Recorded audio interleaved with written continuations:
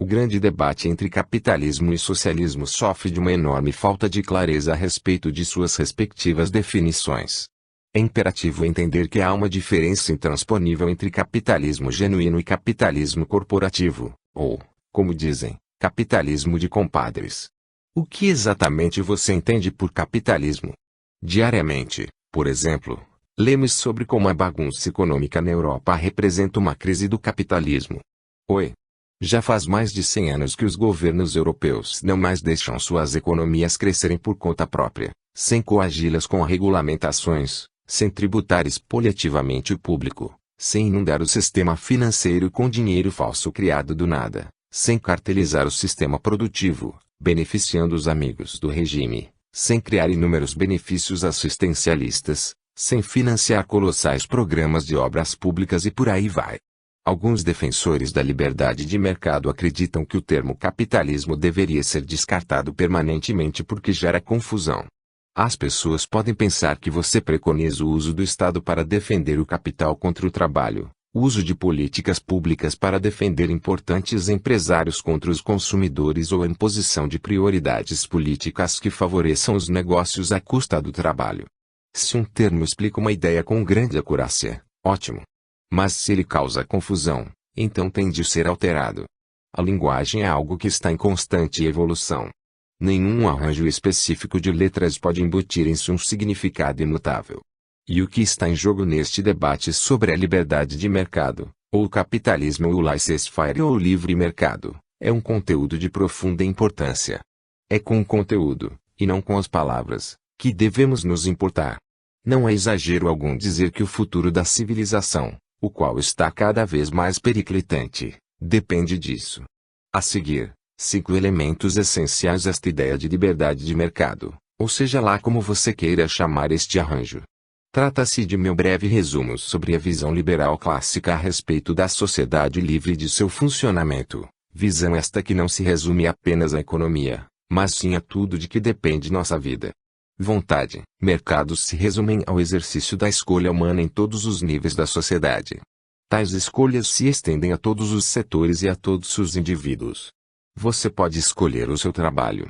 Ninguém pode obrigar você a ter um emprego que você não queira, mas você também não pode obrigar nenhum empregador a lhe contratar.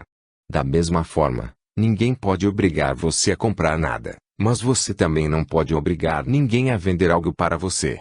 Este direito à liberdade de escolha reconhece a infinita diversidade que existe dentro de todo o conjunto de indivíduos que formam uma sociedade, ao passo que políticas governamentais têm necessariamente de supor que as pessoas nada mais são do que meras unidades perfeitamente permutáveis. Algumas pessoas sentem uma vocação para viver uma vida de oração e contemplação em uma comunidade de religiosos fervorosos. Outras possuem um talento para gerenciar ativos em fundos de alto risco. Já outras preferem as artes, ou a contabilidade, ou qualquer outra profissão ou vocação que você puder imaginar. Qualquer que seja sua vocação, você pode segui-la livremente, desde que o faça de maneira pacífica, sem iniciar violência ou coerção contra terceiros. Você tem liberdade de escolha, porém, em suas relações com terceiros, acordo ou concordância é a palavra-chave. Isto implica a máxima liberdade para todos os indivíduos na sociedade. Também implica um papel máximo para aquilo que chamam de liberdades civis. Implica ter liberdade de expressão, liberdade de consumo, liberdade de comprar e vender, liberdade publicitária e assim por diante. Nenhum arranjo de escolhas possui privilégios legais sobre outros.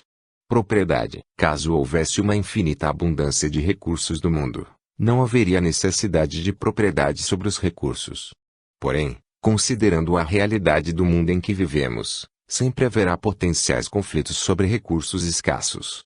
Estes conflitos podem ser resolvidos por meio de uma simples e brutal guerra por estes recursos, ou pelo reconhecimento de direitos de propriedade. Se quisermos paz em vez de guerra, vontades e escolhas em vez de violência, produtividade em vez de pobreza, todos os recursos escassos, sem exceção, terão de ser propriedade privada. Todos os indivíduos podem utilizar sua propriedade de qualquer maneira que seja pacífica. Não há limites para a acumulação nem há necessidade de permissão para acumulações. A sociedade não pode declarar que alguém já está excessivamente rico, e que, logo, Parte de sua riqueza deve ser confiscada, e nem proibir o asceticismo ao declarar que alguém é excessivamente pobre, e que, logo, terceiros devem ser roubados para que se possa enriquecer o pobre. Em situação alguma pode alguém pegar o que é seu sem sua permissão. Você tem plena liberdade de estipular como será a distribuição de sua propriedade para seus herdeiros após você morrer, sem que ninguém confisque uma fatia desta sua propriedade. O socialismo realmente não é uma opção para o mundo material. Não é possível haver propriedade coletiva de qualquer coisa que seja materialmente escassa. Alguma facção sempre acabará exercendo o controle dos recursos em nome da sociedade.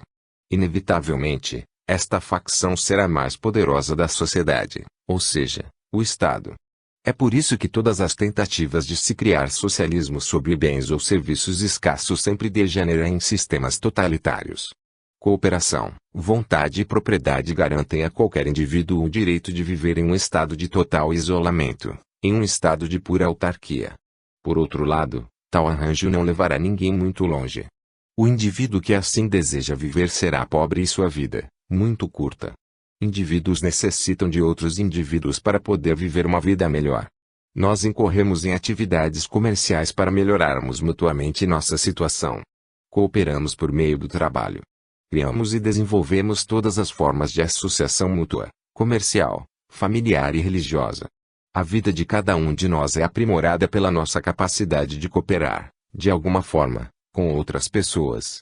Em uma sociedade baseada em vontades e desejos, em propriedade e cooperação, redes de associações humanas se desenvolvem ao longo do tempo e do espaço para criar as complexidades da ordem social e econômica. Ninguém é o senhor da vida de ninguém.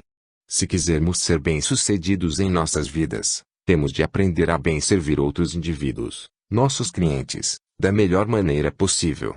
Empresas e empreendedores servem a seus consumidores. Gerentes servem a seus empregados assim como os empregados servem a sua empresa. Uma sociedade livre é uma sociedade de relações humanas extensivas. É uma sociedade de amizade ampliada para todos os setores. É uma sociedade de prestação de serviço, de benevolência e de cuidado para com a qualidade dos serviços ofertados para todos os indivíduos. Aprendizado. Ninguém nasce sabendo muito a respeito de qualquer coisa. Aprendemos com nossos pais e professores, mas, ainda mais importante, aprendemos com os infinitos pedaços de informações que chegam a nós a cada instante do dia ao longo de todas as nossas vidas. Observamos o sucesso e o fracasso de terceiros, e aprendemos com eles. Acima de tudo, somos livres para aceitar ou rejeitar estas lições. Isso vai de cada um. Em uma sociedade livre, temos a liberdade de emular os outros, acumular sabedoria e colocá-la em prática, ler e absorver ideias, extrair informações de toda e qualquer fonte, e adaptá-las ao uso que mais nos aprouver. Todas as informações com as quais nos deparamos ao longo de nossas vidas são bens gratuitos e não escassos, desde que obtidas não coercivamente.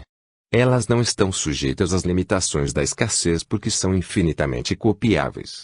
Você, eu e todas as outras pessoas da sociedade podemos ter uma mesma informação e ainda assim ela não será escassa. A informação é algo que pode ser propriedade coletiva, sem limitações.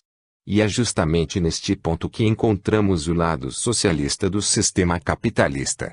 As receitas para o sucesso e para o fracasso estão disponíveis em todos os cantos, e plenamente livres para serem estudadas e utilizadas, ou descartadas.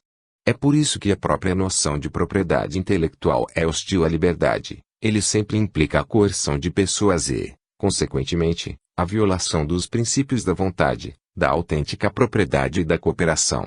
Concorrência. Quando as pessoas pensam em capitalismo, provavelmente concorrência é a primeira ideia que vem à mente. Porém, tal ideia é amplamente mal compreendida e interpretada.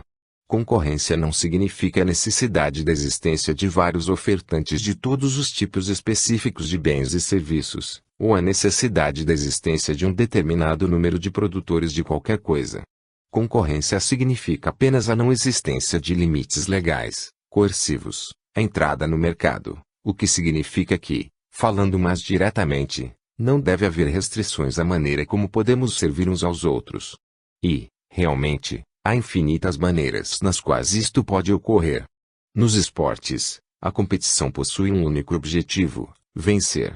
Na economia de mercado, a competição também possui um objetivo: atender ao consumidor com um grau de excelência continuamente crescente.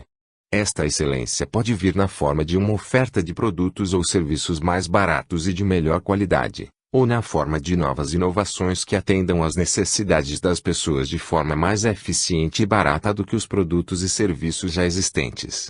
Competição não significa aniquilar os concorrentes, significa se esforçar para fazer um serviço melhor do que todos os seus concorrentes.